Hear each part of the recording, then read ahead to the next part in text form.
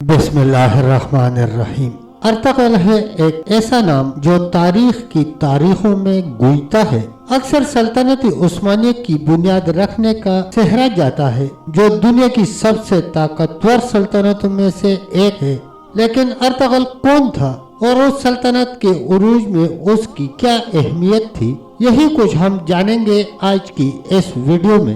لیکن اگر آپ نے ابھی تک ہمارے چینل کو سبسکرائب نہیں کیا تو چینل کو سبسکرائب کریں، ویڈیو کو لائک کریں اور شیئر ضرور کریں اور کمنٹ سیکشن میں اپنی رائے کا اظہار ضرور کریں۔ ارطغرل اور اس کے قبیلے کائی کو اپنے دور میں بے شمار چیلنجز کا سامنا کرنا پڑا۔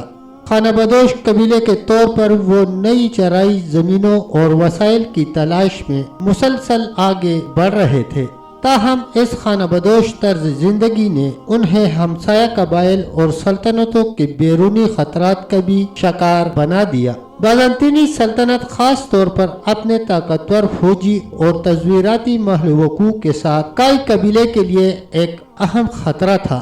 اندرونی طور پر قبیلے کو اپنی جدوجہد کا سامنا کرنا پڑا۔ ارطغرل کے بھائی کنڈوگڈو نے اپنی اتھارٹی کے لیے ایک اہم چیلنج پیش کیا، جو اکثر ان کے فیصلوں اور قیادت پر سوال اٹھاتے تھے۔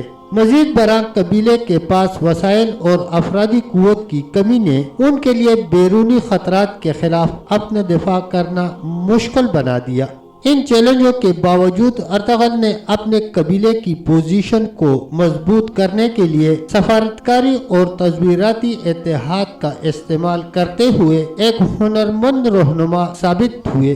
اس نے پڑوسی قبائل کے ساتھ کلیدی اتحاد قائم کیا، جس میں دودرگا قبیلہ بھی شامل تھا، جس کی قیادت اس کی ہونے والی بیوی حلیمہ سلطان نے کی۔ ان اتحادوں نے نہ صرف کائی قبیلے کو انتہائی ضروری فوجی مدد فراہم کی، بلکہ ان کے علاقے اور وسائل کو بڑھانے میں بھی مدد کی۔ بیزنطینی سلطنت کے خلاف متعدد لڑائیوں میں ارطغرل کی فوجی صلاحیت کا تجربہ کیا گیا، خاص طور پر کولاک حصار کی لڑائی میں۔ اس جنگ نے ارطغرل کے اقتدار میں آنے میں ایک اہم موڑ کا نشان لگایا، کیونکہ اس نے بیزنطینی افواج کو کامیابی سے شکست دی اور قلعہ حصار پر قبضہ کر لیا۔ اس فتح نے نہ صرف ارطغرل کی عسکری مہارت کا ثبوت دیا، بلکہ اسے اپنے قبیلے کی عزت اور تعریف بھی حاصل ہوئی۔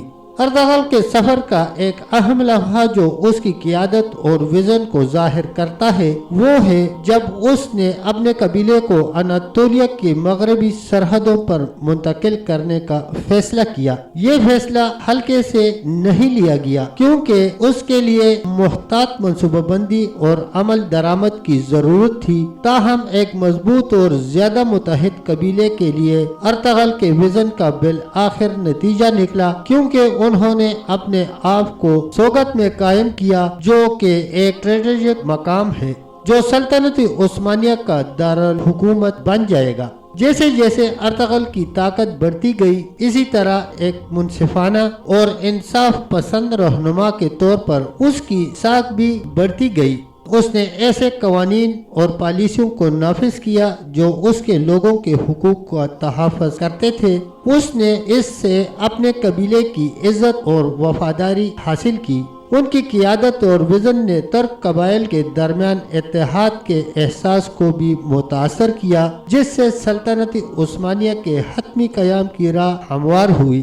ارطغرل کے اقتدار میں آنے اور اس کے نتیجے میں سلطنت عثمانیہ کے قیام نے عالمی تاریخ میں ایک نئے دور کا آغاز کیا تھا۔ اس کی قیادت اور ویژن نے نہ صرف اس کے اپنے قبیلے کی تقدیر کو تشکیل دیا، بلکہ دنیا پر دیرپا اثر چھوڑا۔ ارطغرل کے اقدامات اور وراثت نے سلطنت عثمانیہ کے عروج کی منزلیں طے کی، جو آگے چل کر تاریخ کی طاقتور ترین سلطنتوں میں سے ایک بن جائے گی۔ اتحاد، انصاف اور منصفانہ طرز حکمرانی پر اس کے زور نے سلطنت کے لیے ایک مضبوط بنیاد بنائی، جس پر اس کے جانشین قائم کریں گے۔